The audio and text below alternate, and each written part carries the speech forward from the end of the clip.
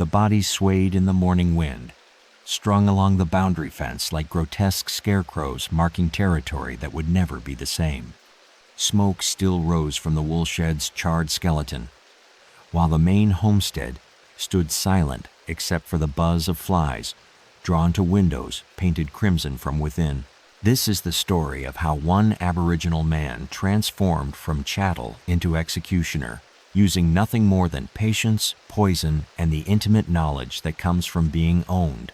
Jarra pressed his back against the bloodwood tree, watching the search party approach through morning mist that clung to the Riverina plains like guilt to conscience. The constables rode in formation, their horses snorting white breath into air that tasted of ash and vengeance.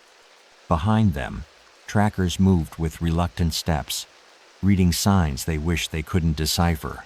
The Willoughby station sprawled across 15,000 acres of prime sheep country in New South Wales, where the Murray River carved its lazy path toward the Southern Ocean.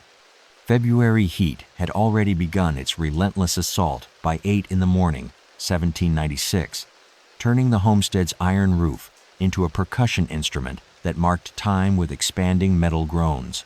Before we venture deeper into this blood-soaked chapter of colonial Australia, I want to know where you're experiencing this story.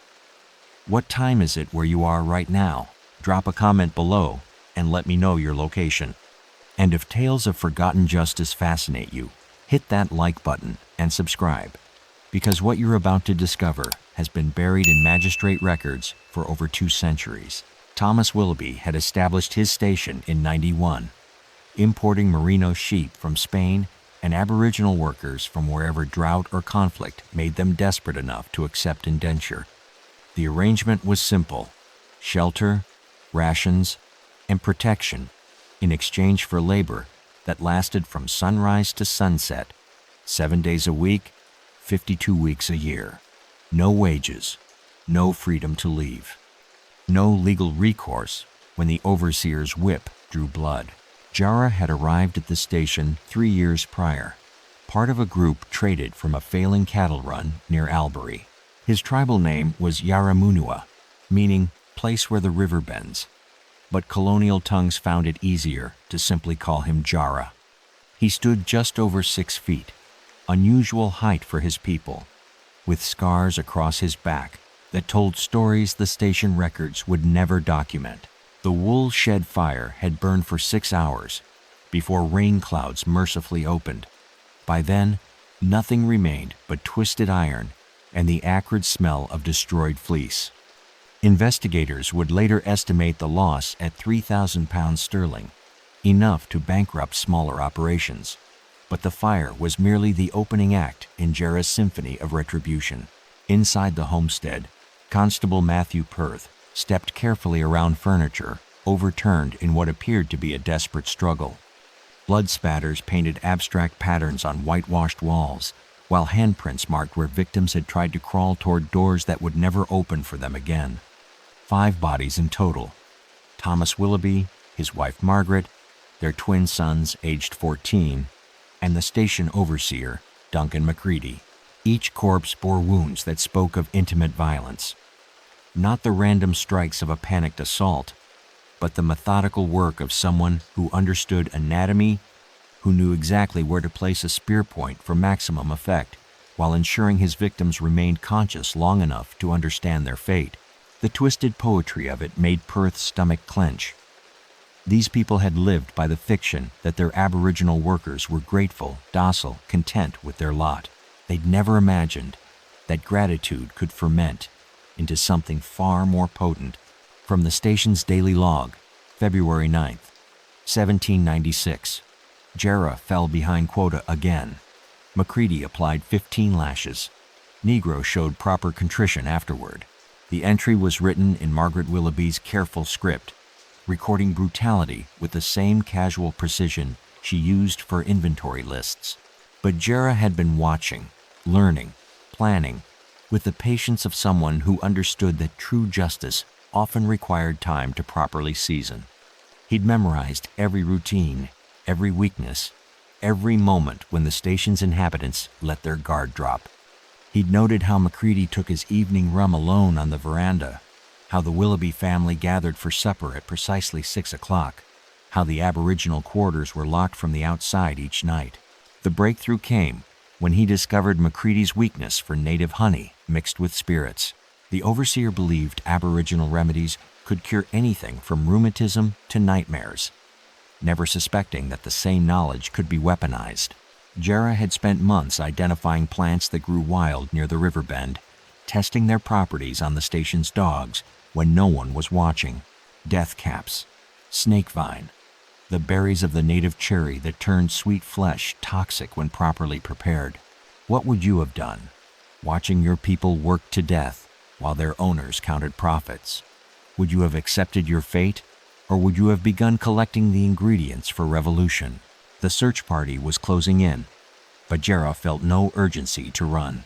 He'd already achieved everything he'd set out to accomplish, and more importantly, he'd ensured his message would echo across every station from Sydney to Adelaide for generations to come.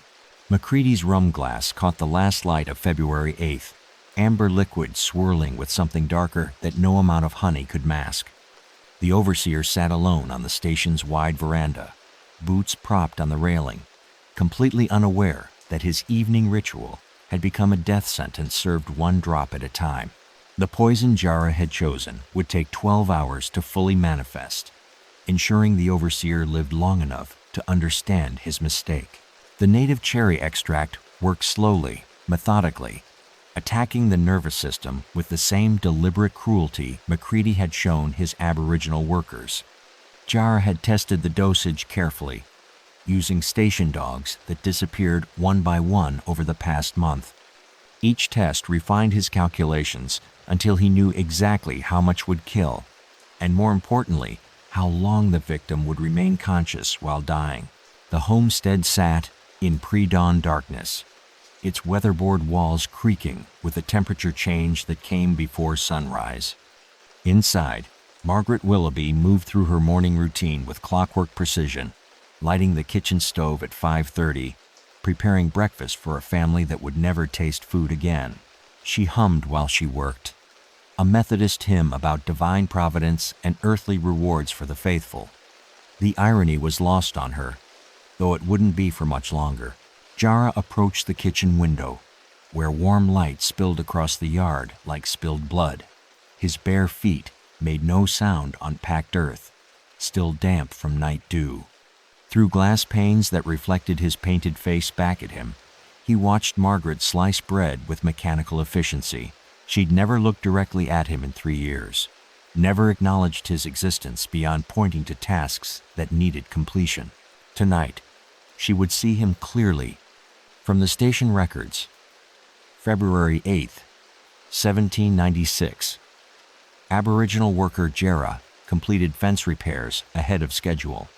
Macready noted improved attitude and work ethic. Recommend continued positive reinforcement. The final entry would prove prophetic in ways its author never intended. Macready had begun feeling unwell around midnight, attributing his nausea to spoiled meat at supper. By 3 in the morning, paralysis crept up from his extremities, while his mind remained terrifyingly clear. He tried to call for help, but his vocal cords no longer obeyed his commands. All he could do was listen to his heartbeat grow irregular, while consciousness slipped away like water through cupped hands. The overseer died at 4:17 a.m., alone in his quarters, eyes wide with the understanding that came too late to matter. Margaret discovered the body when Macready failed to appear for his usual breakfast inspection. She found him sprawled beside his bed, face frozen in an expression of absolute horror, the empty rum glass still clutched in his rigid fingers. Her screams brought Thomas running, but one look at the corpse told him everything he needed to know about their situation. Someone had murdered their overseer. Someone with access to the house, knowledge of Macready's habits, and the patience to plan an execution disguised as natural death. Thomas Willoughby was no fool. He'd survived 3 years managing Aboriginal labor by understanding the delicate balance between exploitation and outright rebellion. Now that balance had shattered, and he could feel unseen eyes watching from every shadow, calculating his family's final moments. The woolshed fire started at 6:45 a.m., just as the family finished their abbreviated breakfast. Jarra had soaked strategic support beams with sheep fat rendered over the past month, creating an accelerant that would turn the structure into an inferno within minutes. 15,000 pounds of wool became fuel for a message written in smoke and flame. Justice burns hot and bright, but fire was merely the distraction. While Thomas and his sons ran toward the blazing shed with buckets and desperate hope, Jarra moved through the homestead with surgical precision. He'd memorized every floorboard that creaked, every door that stuck, every hiding place where terrified people might seek shelter. Margaret tried to barricade herself in the bedroom, pushing furniture against the door while her 14-year-old twins cowered behind the bed. She whispered prayers to a God who seemed suddenly deaf to colonial pleas for divine intervention. Outside, footsteps moved with deliberate slowness, savoring each moment of mounting terror. When the door finally splintered, Margaret saw not the savage beast of colonial propaganda, but a man whose careful intelligence had been systematically underestimated. Jarra's spearwork was precise, economical, designed to incapacitate rather than kill quickly. He wanted witnesses to his artistry, audience for the performance he'd rehearsed in his mind for 3 years. Thomas found his family arranged in the parlor when he returned from fighting the unstoppable fire, each body positioned to face the doorway, ensuring he would see their final expressions simultaneously. The twins held hands, their mother's arms wrapped around them in protection that had proved utterly inadequate against calculated vengeance. But the true masterpiece waited outside, where Jarra had spent the remaining darkness hours creating his installation along the station's boundary fence. How long can you plan revenge before it consumes everything else you might have been? 5 corpses hung from fence posts that had been built to contain Aboriginal workers, now repurposed as gallows for their former masters. Each body bore signs that death had come slowly, deliberately, with time for reflection on the cruelties that had made such retribution inevitable. The morning sun revealed Jarra's installation with the stark clarity of a magistrate's judgment. Each corpse hung precisely 10 feet apart along the northern fence line, positioned to face the homestead where their authority had once seemed absolute. The bodies swayed in rhythm with wind that carried the smoke of their destroyed wool empire across miles of sheep country that would never feel safe again. This wasn't random killing. It was deliberate theater performed for an audience that extended far beyond the isolated station. Constable Perth had seen death in many forms during his 15 years of colonial service, but nothing had prepared him for the methodical artistry displayed along the Willoughby fence. Each victim had been positioned with ceremonial precision, arms arranged in gestures that suggested ritual significance beyond his cultural understanding. The bloodwood trees that flanked the fence posts seemed to weep red sap in sympathy with the carnage. Kookaburras laughed from nearby branches, their calls echoing across pastures where sheep huddled in nervous clusters, instinctively recognizing that the natural order had been violently reorganized. Jarra watched the constable's investigation from his hiding place in river-red gums that lined the Murray's banks. The search party moved with the cautious deliberation of men who understood they were tracking someone far more dangerous than colonial stereotypes suggested. Their Aboriginal trackers read the ground with expressions that revealed nothing, though their eyes held knowledge they would never share with white authority. From the Colonial Government Dispatch, February 10th, 1796. Request immediate military support. Aboriginal uprising suspected. Multiple casualties. Situation beyond local constabulary capabilities. The message would travel by horseback to Sydney, taking 5 days to reach officials who would respond with predictable calls for swift justice and increased security. But by then, Jarra would have vanished into landscape that had hidden his people for 40,000 years before the first European ship appeared on the horizon. Perth examined the fence posts with growing unease. Each had been carved with symbols that seemed to tell a story, though the meaning escaped him completely.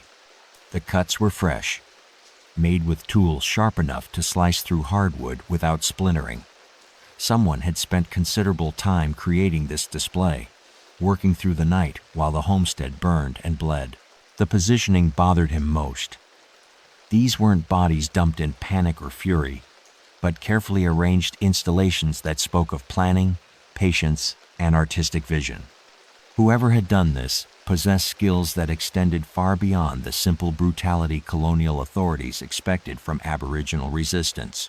Margaret Willoughby's corpse occupied the central post, her arms arranged to embrace empty air, while her face turned skyward, as if seeking answers from clouds that offered none. The symbolism seemed intentional, though Perth lacked the cultural knowledge to decode its meaning.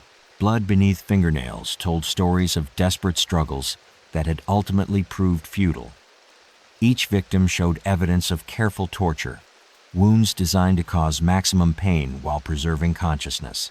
This wasn't the work of someone lost to rage, but rather the methodical application of pain by someone who understood anatomy with surgeon-like precision. The tracker called Mandara approached Perth with reluctance written across weathered features. He'd served colonial authorities for 12 years, earning their trust through reliable service and careful neutrality. But today, his usual cooperation seemed strained by competing loyalties. "Boss Constable," Mandara said, his English deliberately simplified to match colonial expectations. "This one bad business. Sacred ground now. Dangerous for white fellas." Perth studied the tracker's face, searching for deception he was certain existed but couldn't identify. Aboriginal guides had their own agendas, their own codes of silence that no amount of colonial pressure seemed capable of breaking. He suspected Mandara knew more than he revealed, but proving it would require techniques Perth wasn't prepared to employ. The woolshed skeleton stood like a monument to economic ambition brought low by human cost accounting. 3,000 pounds of prime merino fleece had become smoke and ash, while the shed's iron framework twisted into sculptures that suggested heat intense enough to melt metal. The fire had burned with unusual ferocity, suggesting accelerants beyond simple hay and wool. Jarra had used sheep fat rendered from animals that died during the previous summer's drought. The fat had been collected secretly over months, stored in hidden containers, and applied strategically to ensure maximum destruction. Every detail planned, every contingency considered. The search party found tracks leading toward the river, but they disappeared at water's edge where careful swimmers could travel for miles without leaving traces. The Murray ran high from summer rains, its brown water carrying enough debris to hide any evidence of passage. Sacred violence leaves sacred scars. Perth dispatched riders to neighboring stations, with warnings that spread fear faster than bushfire. Within days, every property within 50 miles had increased security, armed their overseers, and begun viewing their Aboriginal workers with fresh suspicion. Some stations released their Indigenous labor entirely, preferring economic hardship to potential massacre. But Jarra had never intended to inspire widespread uprising. His was a personal reckoning, a debt collected with interest, accumulated over 3 years of systematic dehumanization. The fence post display sent a message to those who understood its language. Some lines, once crossed, demanded payment in blood. The investigation expanded to include trackers from 3 different tribes, men whose loyalty to colonial authority was presumably beyond question. Yet each examination of the crime scene yielded the same result: tracks that led nowhere, evidence that explained nothing, and a growing sense that they were chasing someone who understood their methods better than they understood his. How do you track a man who has spent years studying your weaknesses while you remained blind to his capabilities? By evening of the second day, Perth realized he was investigating not just a multiple murder, but a masterwork of psychological warfare designed to undermine colonial confidence in their ability to control the Aboriginal population they had presumed to own. The Murray River held its secrets like a mother protecting dangerous children. 10 miles downstream from Willoughby Station, Jarra floated on his back in water that reflected stars like scattered diamonds, his body supported by currents that had carried his ancestors' stories for millennia before European names tried to claim the landscape. The river remembered everything. Every treaty broken, every family separated, every sacred site desecrated in the name of progress and profit. Beneath the surface, codfish moved through underwater forests of river red gum roots, their ancient patterns undisturbed by the violence that had transformed the world above. Jarra had spent his childhood learning to read these waters, understanding which currents would carry him safely and which would drag swimmers into snags that held bodies until they became part of the riverbed. The search party had given up their water pursuit after 2 days of fruitless dragging. Colonial authorities lacked the patience for river work, preferring the solid certainty of roads and fences to the fluid mysteries of waterways that refused to acknowledge boundaries drawn on European maps. From a confidential report to the Colonial Secretary, February 14, 1796, subject remains at large despite extensive search efforts. Aboriginal informants claim no knowledge of his whereabouts, recommend increased bounty and expansion of search parameters. The bounty had grown to £50 sterling, enough money to buy a small farm or stock a general store, dead or alive, though colonial preference clearly favored the former. Living Aboriginal warriors who successfully resisted authority set dangerous precedents for others who might mistake themselves for human beings rather than agricultural equipment. Perth interviewed workers from neighboring stations searching for connections between Jarra and the broader Aboriginal community. But each conversation yielded only careful ignorance and strategic forgetfulness. Names were forgotten, relationships denied, timelines became confused. The Aboriginal network operated like the river itself, always flowing, never stopping, impossible to contain. Old Mary, a domestic servant at Turner Station, claimed she'd never heard of anyone called Jarra. Her eyes remained fixed on her sewing while she spoke, fingers working with the mechanical precision of someone who had learned to become invisible while remaining useful. "Plenty Aboriginal fellas round here, boss," she said in the pidgin English that white employers expected. "All look same to us black fellas too.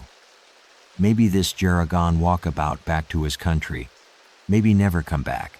Her tone suggested the conversation was finished, though Perth suspected she could recite Jarra's genealogy back 4 generations if properly motivated.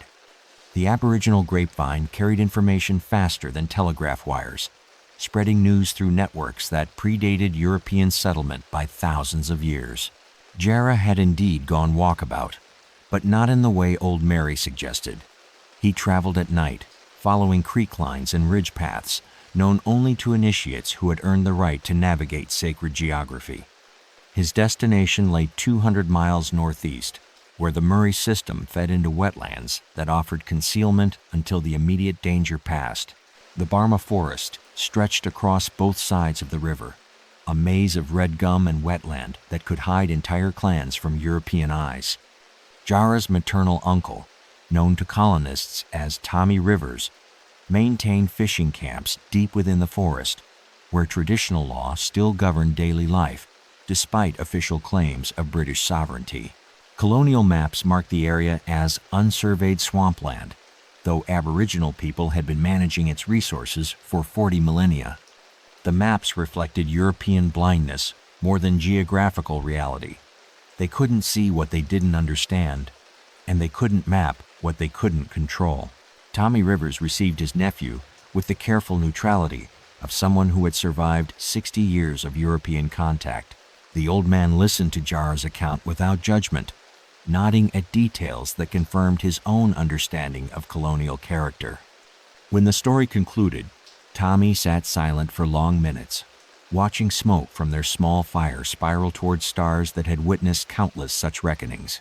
"You killed good," Tommy finally said in their own language, words that carried weight beyond mere approval.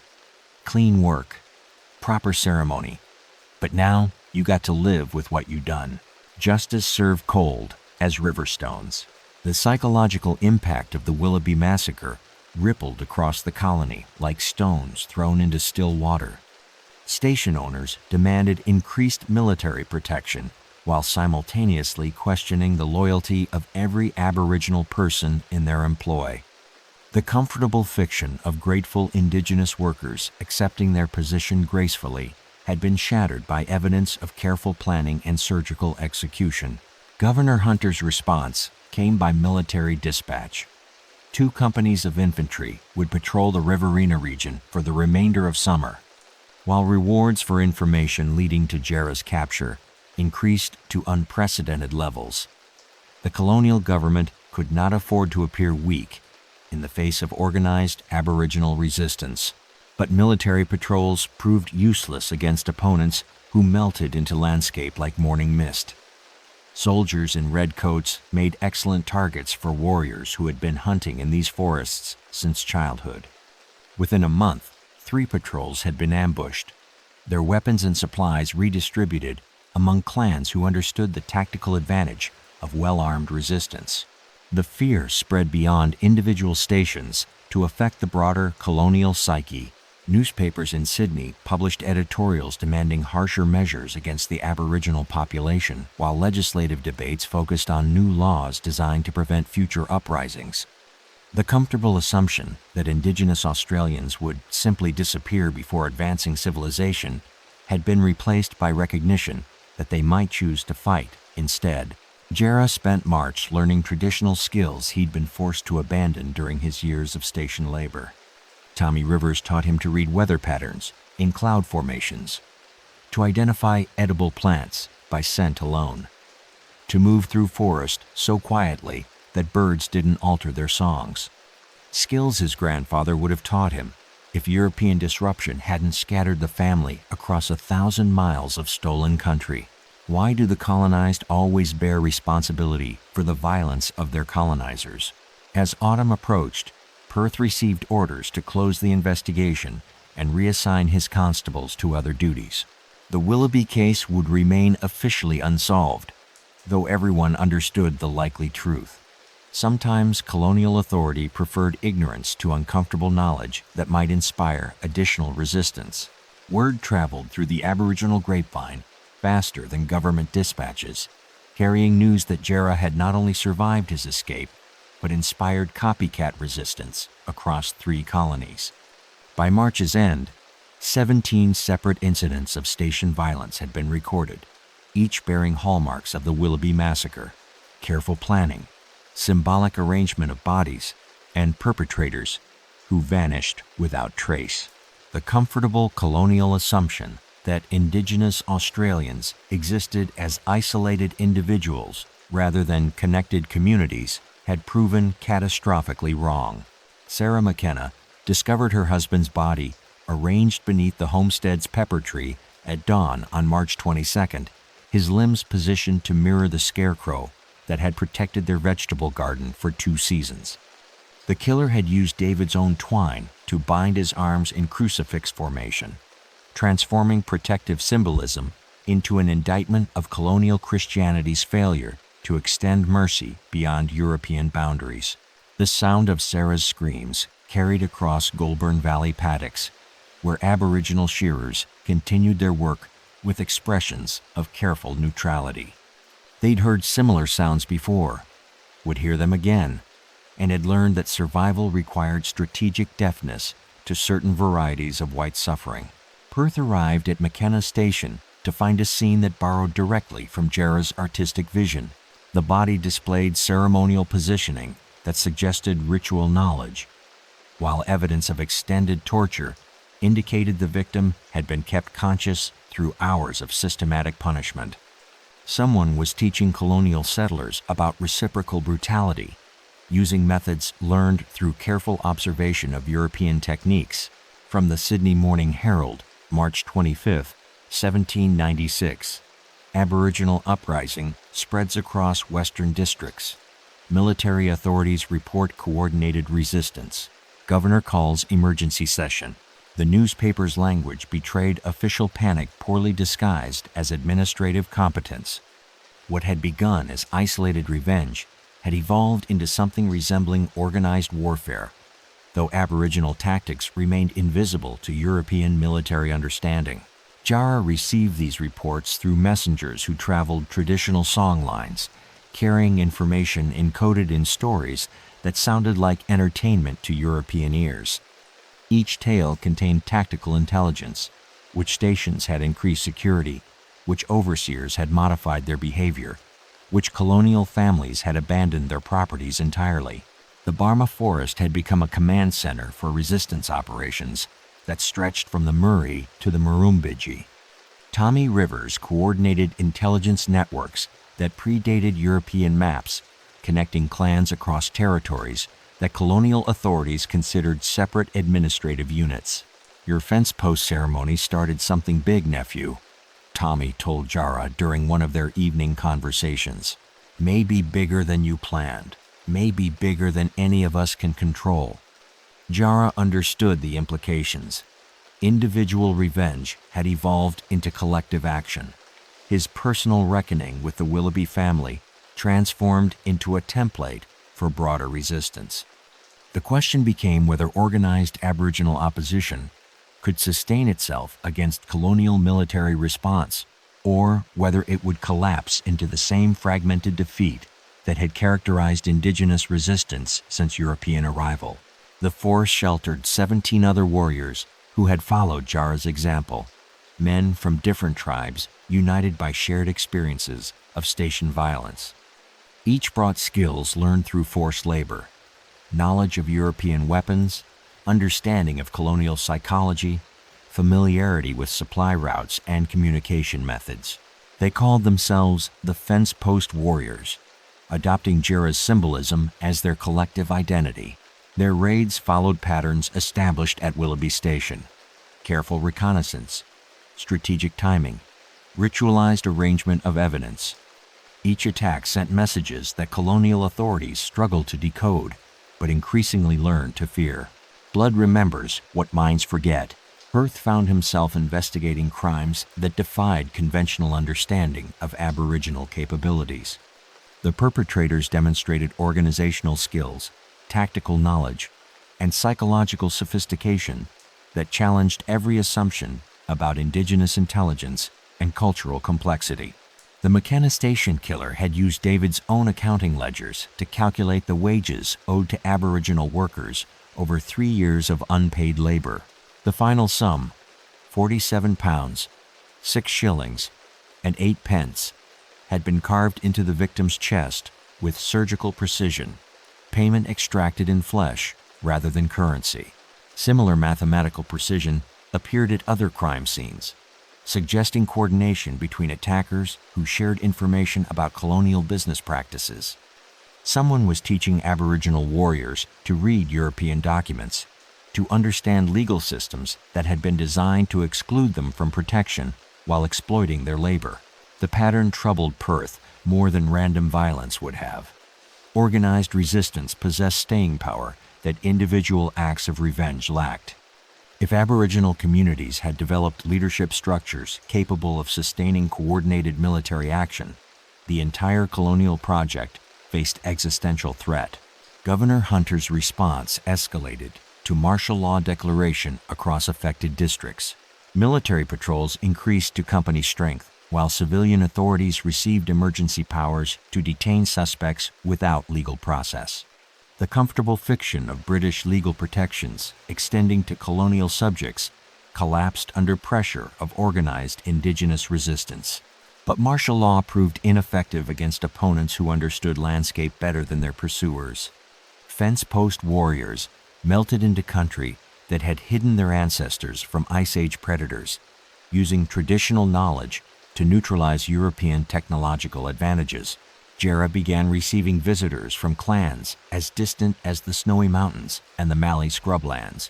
Young warriors sought training in colonial warfare techniques, while elders offered traditional weapons and tactical knowledge accumulated over millennia of tribal conflict. The forest became a university for revolutionary education that combined ancient wisdom with contemporary necessity. How many ways can the oppressed transform their oppression into weapons of liberation. By April's end, colonial newspapers reported that entire districts had been abandoned by European settlers, their stations left to Aboriginal caretakers, who managed the properties with efficiency that embarrassed previous owners. The economic foundation of colonial expansion, reliable Indigenous labor under European supervision, had been systematically undermined by coordinated resistance. Governor Hunter's council chamber buzzed with the tension of men who had built their fortunes on assumptions that were rapidly proving false. Maps covered the polished mahogany table, red pins marking abandoned stations across New South Wales like wounds that wouldn't heal. By late April 1796, the colonial government faced a crisis that threatened the entire European project in southeastern Australia. The Aboriginal uprising had cost the colony over £50,000 in destroyed property, abandoned infrastructure, and military expenses that drained resources needed for legitimate expansion. Major William Cox commanded the largest military response in Australian colonial history. 8 companies of infantry supported by mounted constables, Aboriginal trackers of questionable loyalty, and civilian volunteers whose enthusiasm exceeded their tactical competence. His orders were explicit: crush the resistance by any means necessary, with particular focus on capturing or killing the leader known as Jarra. The sound of military boots echoed through Sydney's cobblestone streets as reinforcements marched toward transport ships that would carry them to the troubled interior. Citizens lined the route, their cheers masking anxiety about an Aboriginal population that had suddenly revealed capabilities no one had suspected. Cox established his forward headquarters at Albury, where the Murray River provided natural boundaries for containing Aboriginal movement. His strategy relied on European military doctrine applied to Australian conditions: establish strongpoints, control river crossings, force the enemy into decisive engagement where superior firepower would prevail. From Major Cox's dispatch to the Colonial Secretary, May 1, 1796, Aboriginal resistance demonstrates unexpected organization and tactical sophistication. Request authorization for extreme measures to restore colonial authority. The extreme measures remained diplomatically undefined, though Cox's reputation suggested they would exceed conventional rules of engagement. Military efficiency sometimes required harsh solutions to complex problems, especially when dealing with populations that existed outside European legal protections. Jarra observed the military buildup from elevated positions that provided panoramic views across river systems. Cox's maps couldn't accurately represent.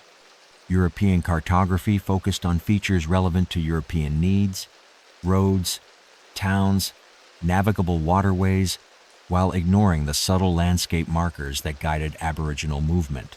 The military campaign's fundamental flaw lay in its assumptions about enemy capabilities and intentions. Cox expected to fight a conventional war against opponents who would mass their forces for decisive battle. But Aboriginal warfare had evolved from different traditions that emphasized mobility, stealth, and intimate knowledge of terrain. Tommy Rivers convened the largest gathering of traditional leaders in living memory, calling together representatives from clans that hadn't met collectively since European arrival disrupted ancient diplomatic protocols. The meeting lasted 4 days, conducted in languages and ceremonial forms that predated written history. "White man's war is like flood," the old man explained to assembled warriors. "Comes fast, destroys everything, then goes away. Our war is like river always flowing, always finding new paths, never stopping until it reaches the sea." The distinction proved crucial to Aboriginal tactical planning. While Cox prepared for decisive engagement, Indigenous forces planned sustained resistance that could outlast European patience and military resources. The fence post warriors had grown to over 200 men, organized into small bands that operated independently while maintaining communication through traditional networks. Each group possessed specialized skills. Some focused on destroying infrastructure. Others targeted isolated homesteads. while elite units planned symbolic attacks designed to undermine colonial morale. Jarra commanded the most experienced fighters, men who had learned European warfare through station labor and military observation.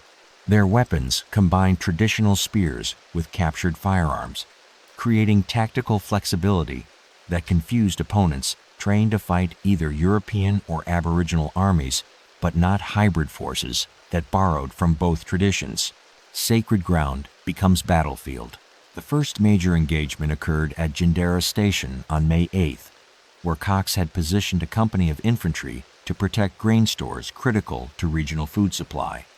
Aboriginal attackers approached through river fog that reduced visibility to arm's length, using traditional hunting calls to coordinate movement in ways European officers couldn't interpret. The battle lasted 7 hours, ending when Aboriginal forces withdrew after destroying the grain stores and capturing significant weapon supplies. Military casualties numbered 37 dead and wounded, while Aboriginal losses remained unknown due to their practice of removing bodies from battlefield areas. Cox's dispatch described the engagement as a tactical victory that successfully defended colonial personnel, though private correspondence revealed his growing concern about enemy capabilities. Aboriginal forces had demonstrated coordination, discipline, and strategic thinking that challenged fundamental assumptions about Indigenous intellectual capacity.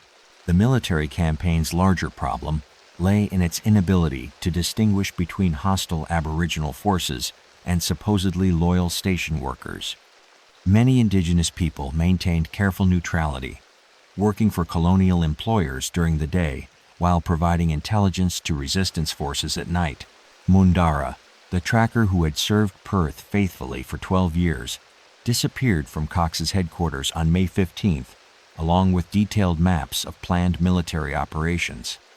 His defection suggested that Aboriginal loyalty had always been performance designed to gather information rather than genuine commitment to colonial authority.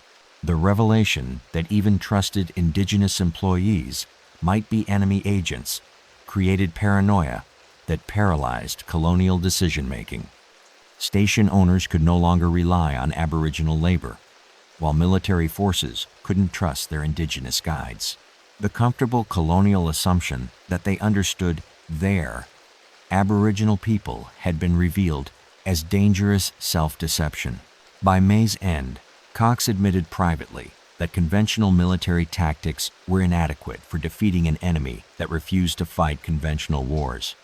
His forces controlled territory during daylight hours, but Aboriginal warriors owned the night, striking targets with precision that suggested detailed reconnaissance and strategic planning. What happens when the colonized refuse to remain colonized? The colonial government faced a choice between escalating military response to levels that might destroy the Aboriginal population entirely, or negotiating some form of accommodation with forces they had never acknowledged as legitimate political entities. Section 7. The Treaty That Never Was. The meeting ground sat in neutral territory where the Ovens River joined the Murray, sacred landscape that had witnessed treaty negotiations for thousands of years before European arrival. Ancient river red gums formed a natural amphitheater where representatives of 7 clans gathered under stars that had illuminated similar diplomatic gatherings since the Dreamtime began. For the first time in colonial history, European officials prepared to negotiate with Aboriginal people as equals rather than subjects to be managed. Major Cox dismounted at the treaty ground's edge, his military bearing unable to disguise the discomfort of a man accustomed to dictating terms rather than negotiating them. Behind him, 3 companies of infantry maintained defensive positions, while Aboriginal warriors watched from elevated positions that commanded every approach to the meeting site. The sound of flowing water provided constant reminder that this landscape answered to older laws than those written in European legal codes. Currawongs called warnings from the canopy, while wombats emerged from burrows to investigate the largest gathering of humans their territory had witnessed in living memory. Tommy Rivers had insisted on traditional protocols that required 3 days of ceremonial preparation before substantive discussions could begin. European impatience clashed with Aboriginal concepts of time that measured negotiations in seasons rather than hours, creating tension that threatened to derail talks before they properly commenced. From Governor Hunter's confidential instructions to Major Cox, negotiate cessation of hostilities while preserving essential colonial interests. Aboriginal concessions must include recognition of British sovereignty and cessation of attacks on European settlements. The instructions reflected colonial blindness to the contradiction between negotiating with equals and demanding acknowledgement of superiority.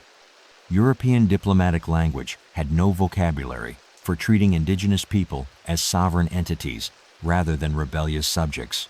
Jarra arrived on the second day, his presence transforming the gathering from routine diplomatic consultation into historic confrontation between incompatible worldviews. He wore traditional paint that marked him as initiate of senior law, while his bearing suggested someone who had transcended the limitations colonial society had attempted to impose. The fence post warriors formed honor guard around their leader, men whose scarred bodies testified to intimate knowledge of European violence. Their weapons remained sheathed, but their readiness was obvious to anyone familiar with combat psychology. These were not supplicants seeking mercy, but representatives of military force capable of continued resistance.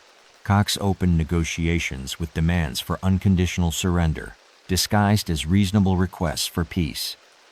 Aboriginal forces must lay down weapons, return to designated stations, submit to colonial authority. In exchange, the government offered pardons for past violence and promises of improved treatment under continued European supervision. The terms revealed colonial inability to understand that successful military resistance had fundamentally altered the political landscape. European officials still imagined they were dealing with defeated enemies rather than negotiating partners who had demonstrated the capacity to inflict unacceptable costs on colonial expansion. Tommy Rivers responded with courtesy that masked contempt for colonial ignorance. Through translators, he explained that Aboriginal people sought recognition of territorial rights, compensation for damages inflicted by European settlement, and guarantees that traditional law would govern Indigenous affairs within defined boundaries. The counter-proposal amounted to partition of southeastern Australia into European and Aboriginal spheres of influence, with formal treaties establishing relations between equals rather than rulers and subjects. The concept challenged every assumption underlying colonial legal theory and political practice. Blood flows both ways now. Negotiations continued for 6 days, while both sides maneuvered for advantage that might never materialize. European legal concepts had no framework for recognizing Aboriginal sovereignty, while Indigenous political traditions had no mechanisms for acknowledging European claims to landscapes that belonged to the Dreamtime rather than human ownership. Jarra's contribution proved decisive in ways no one anticipated. Speaking directly to Cox rather than through intermediaries, he demonstrated fluency in English that revealed intellectual capabilities colonial officials had never suspected in Aboriginal people. His analysis of European military weaknesses suggested strategic thinking that challenged racist assumptions about Indigenous cognitive capacity. "You think you can win by killing all of us," Jarra told Cox during a private session. "But we know this country better than you ever will. Every river, every ridge, every place to hide. You got more guns, but we got more time. And time always wins against guns." The assessment proved accurate in ways that military officers trained in European warfare couldn't fully appreciate. Aboriginal resistance could sustain itself indefinitely through traditional subsistence methods, while colonial forces required supply lines vulnerable to interdiction by opponents who understood local resources better than invading armies. Cox requested additional time to consult with superior officers, though everyone understood that meaningful compromise would require authority beyond any colonial official's capacity to grant. The fundamental question whether European legal systems could accommodate Aboriginal sovereignty demanded resolution at imperial rather than local levels. Private discussions between Aboriginal representatives revealed divisions within Indigenous ranks about negotiation goals and acceptable compromises. Some warriors favored continued military pressure until European forces withdrew entirely, while elders sought accommodation that would protect traditional culture within modified political arrangements. Jarra occupied middle ground between maximalist and accommodationist positions. His military success had created political opportunities, but he understood that Aboriginal forces lacked resources for total victory against European military capacity. Strategic compromise might achieve more than tactical brilliance could deliver through continued warfare. The treaty talks collapsed on the seventh day when Cox received orders from Sydney prohibiting any agreement that recognized Aboriginal territorial rights or limited colonial settlement expansion. European political pressure had overruled military judgment about negotiating realistic solutions to sustained Indigenous resistance. Tommy Rivers accepted the breakdown with dignity that masked profound disappointment. Aboriginal diplomacy had been conducted in good faith, while European officials had negotiated under constraints that made meaningful agreement impossible from the beginning. How many peace processes fail because one side refuses to acknowledge the other's humanity? Within hours of the talks' collapse, Aboriginal representatives melted back into landscape that had always provided sanctuary for those who understood its secrets. The treaty ground returned to natural quiet, though the negotiations had established precedents that would influence relations between Indigenous and European Australians for generations to come. The military campaign that followed the failed treaty negotiations lasted 18 months, cost the colonial government over £200,000, and ultimately achieved what Aboriginal diplomacy had been designed to prevent. Cox's forces swept through the river districts with systematic brutality that transformed counterinsurgency into extermination campaign. But they never found Jarra, whose ghost seemed to haunt every battlefield where Aboriginal resistance flickered and died like campfires in autumn wind. European victory came through methods that colonial officials would never officially acknowledge: poisoned water supplies, deliberate disease transmission, systematic destruction of food sources that starved entire clans into submission. Military efficiency required techniques that violated European concepts of civilized warfare, though such considerations rarely extended to conflicts involving non-European opponents. The sound of conquest echoed across valleys that had witnessed 40,000 years of Aboriginal occupation, now largely silent, except for sheep bells and the occasional crack of stock whips managing herds that grazed on traditional camping grounds. Victory meant the absence of Indigenous voices rather than the presence of European achievement. By late 1797, official reports declared the Aboriginal uprising completely suppressed. Surviving Indigenous people had been relocated to mission stations where Christian instruction would replace traditional culture, while their former territories opened to unrestricted European settlement. Colonial authority had been restored through methods that would not bear close examination.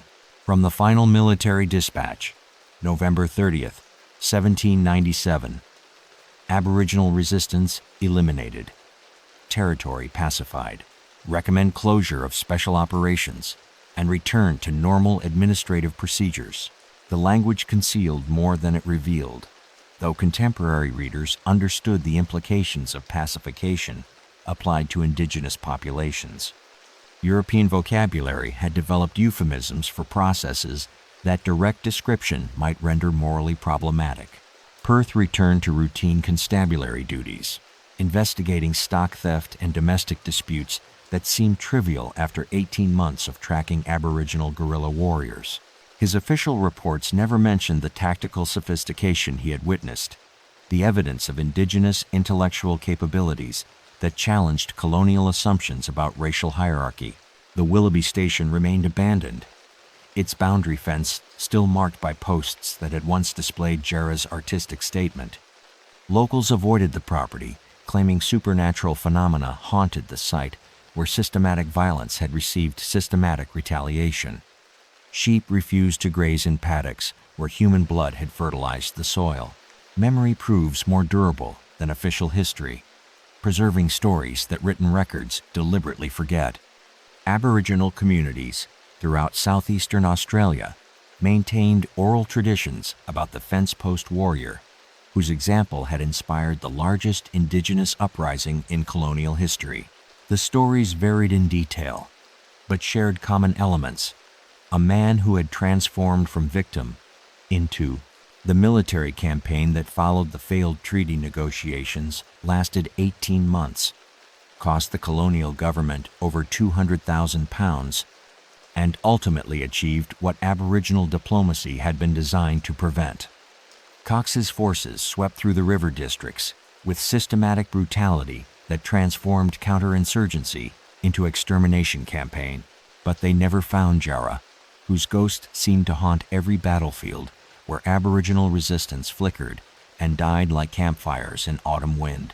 European victory came through methods that colonial officials would never officially acknowledge: poisoned water supplies, deliberate disease transmission, systematic destruction of food sources that starved entire clans into submission. Military efficiency required techniques that violated European concepts of civilized warfare, though such considerations rarely extended to conflicts involving non-European opponents. The sound of conquest echoed across valleys that had witnessed 40,000 years of Aboriginal occupation, now largely silent, except for sheep bells and the occasional crack of stock whips managing herds that grazed on traditional camping grounds. Victory meant the absence of Indigenous voices rather than the presence of European achievement. By late 1797, official reports declared the Aboriginal uprising completely suppressed. Surviving Indigenous people had been relocated to mission stations where Christian instruction would replace traditional culture, while their former territories opened to unrestricted European settlement. Colonial authority had been restored through methods that would not bear close examination.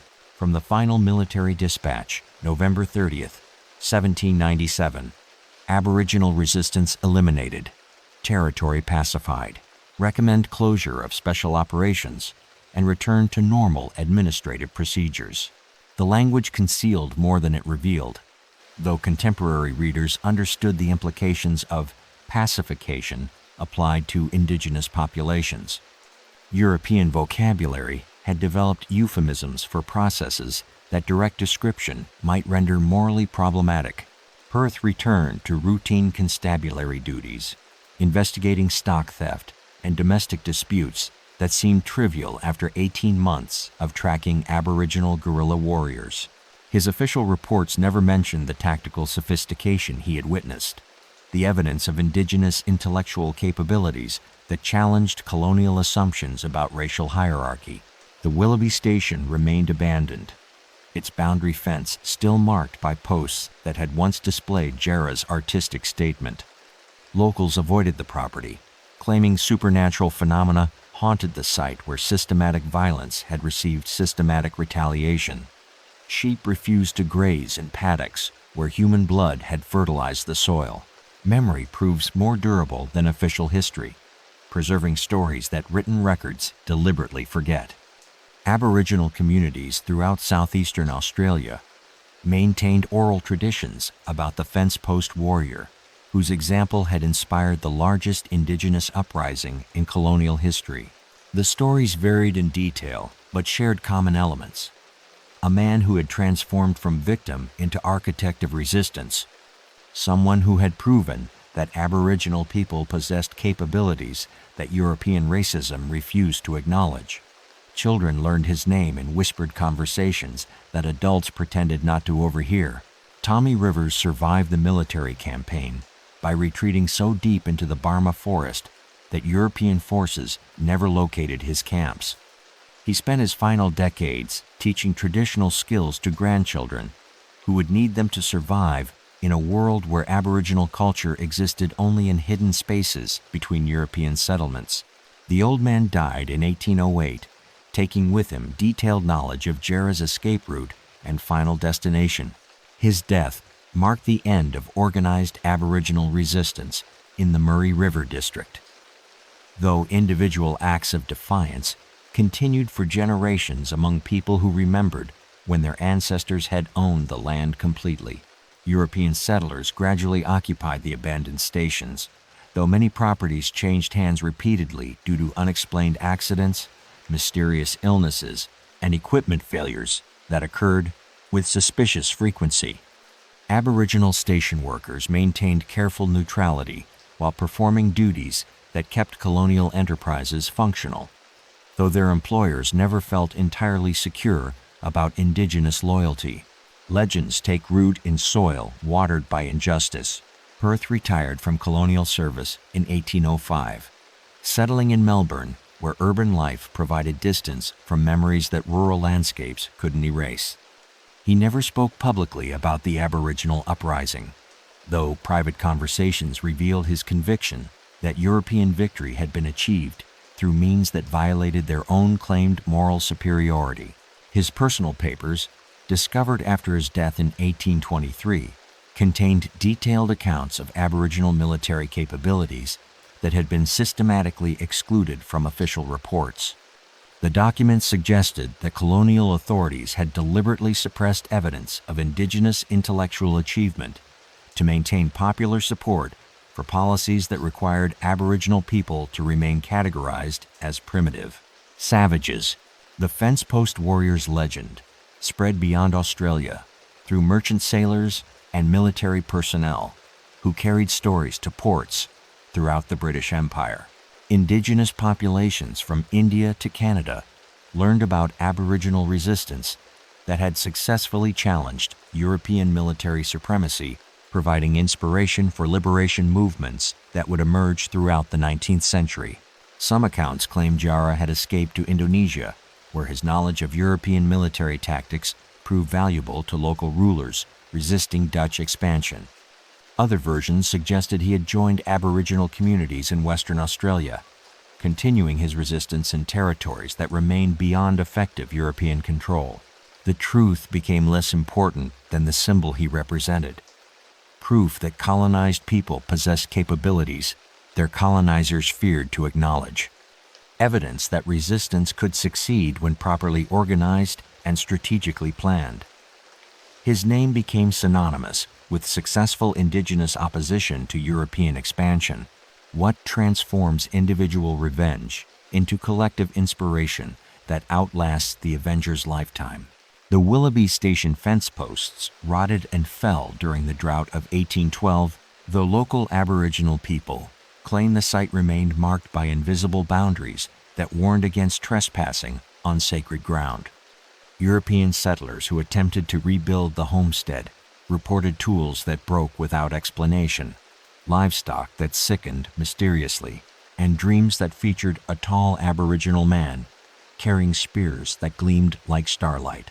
Even now, some say that on moonless nights when the Murray runs high with winter floods, you can see footprints along the riverbank that appear and disappear with the current tracks too large for any living man, moving with purpose toward destinations that exist beyond European maps. 2 centuries later, the Murray River still carries its secrets downstream toward the Southern Ocean. Where the Willoughby station once stood, a memorial plaque marks the site of tragic violence, without naming the perpetrator or acknowledging the systematic cruelty that made such violence inevitable. The sanitized language reflects ongoing discomfort with historical truths that challenge comfortable national narratives, but Aboriginal communities remember differently, preserving oral traditions that honor Jarra not as a monster, but as a man who refused to accept the limitations imposed by colonial society on Indigenous humanity. Modern Australia struggles with Jarra's legacy, unsure whether to categorize him as terrorist or freedom fighter, criminal or patriot. The distinction depends largely on whose historical perspective receives official recognition, whose suffering counts as worthy of commemoration, whose resistance qualifies as heroic rather than barbaric. Tourist buses occasionally visit the general area where the Willoughby massacre occurred, though guides carefully avoid specific details that might disturb visitors seeking comfortable encounters with sanitized history. The story becomes adventure narrative rather than serious examination of colonial violence and Indigenous response to systematic oppression. Archaeological surveys conducted during the 1980s discovered evidence supporting Aboriginal oral traditions about the massacre. Metal fragments consistent with 19th century weapons, bone fragments showing marks from edged tools, and soil composition suggesting intense fires in areas matching traditional accounts of the woolshed destruction. From the final report of the Willoughby Station Archaeological Survey, physical evidence confirms violent events occurred at this location during the late 18th or early 19th century. Cultural considerations prevent more detailed investigation. The cultural considerations referred to Aboriginal sacred site protocols that protected the investigation area from disturbance, though some suspected the restrictions reflected official reluctance to document evidence that might support Indigenous historical claims about colonial period violence. Academic historians debate Jarra's true identity, with some scholars arguing that he represents composite character rather than individual person. The debate reflects broader uncertainty about Aboriginal historical agency, the tendency to interpret Indigenous resistance as collective rather than individual achievement that might suggest uncomfortable parallels with European concepts of heroic leadership. Recent DNA analysis of remains found throughout the Murray River region has identified genetic markers consistent with Indonesian ancestry, suggesting possible connections to the speculation about Jarra's escape to the archipelago. The findings remain controversial, disputed by researchers who prefer to maintain existing historical narratives rather than complicate them with new evidence. Aboriginal communities throughout southeastern Australia continue to claim Jarra as ancestral hero, whose example inspired later resistance movements. The Stolen Generation survivors particularly honor his memory, seeing parallels between his loss of family and their own experiences of forced separation from traditional culture and kinship networks. Land rights negotiations occasionally reference the Willoughby Station massacre as evidence of prior Aboriginal sovereignty and organized resistance to colonial occupation. Legal advocates argue that Jarra's military success demonstrated Indigenous political capacity that colonial authorities deliberately suppressed through genocidal policies disguised as administrative efficiency.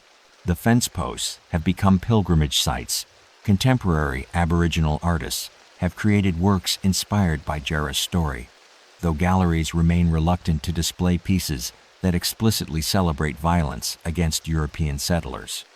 The censorship reflects ongoing discomfort with Indigenous perspectives that challenge preferred narratives about peaceful cultural exchange and gradual social progress. Young Aboriginal activists invoke Jarra's name during protests against mining companies, pastoral leases, and development projects that threaten sacred sites. His example provides historical precedent for direct action against economic systems that continue to exploit Indigenous labor while denying Aboriginal people meaningful control over traditional territories. Police surveillance of Aboriginal political organizations frequently references the Jarra precedent, treating contemporary Indigenous activism as potential terrorism rather than legitimate political expression.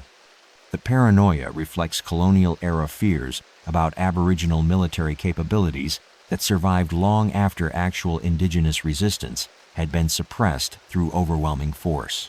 Educational curricula continue to avoid detailed discussion of the Willoughby Station massacre, presenting colonial period violence as unfortunate but necessary consequence of cultural contact rather than systematic campaign of dispossession and extermination.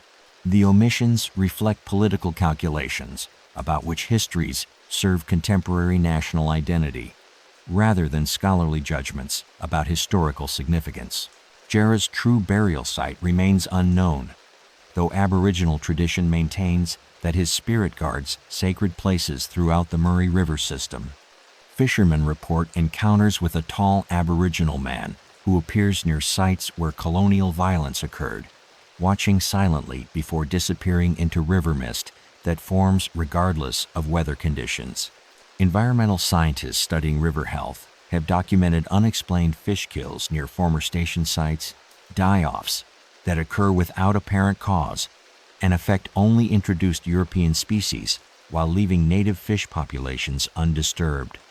Aboriginal elders interpret the phenomena as continuing evidence of spiritual forces that reject colonial intrusion into traditional country. Climate change has altered Murray River flow patterns, exposing artifacts and remains that had been hidden underwater for generations. Some discoveries support Aboriginal oral histories about colonial period violence, while others raise new questions about the extent of Indigenous resistance that official records systematically minimized or ignored entirely. The story refuses to remain buried, surfacing in new forms as each generation discovers that historical truth cannot be permanently suppressed through administrative convenience or political necessity. Jarra's legacy continues to challenge comfortable assumptions about Australian national character, forcing recognition that the country's foundations rest on violence that both sides remember differently.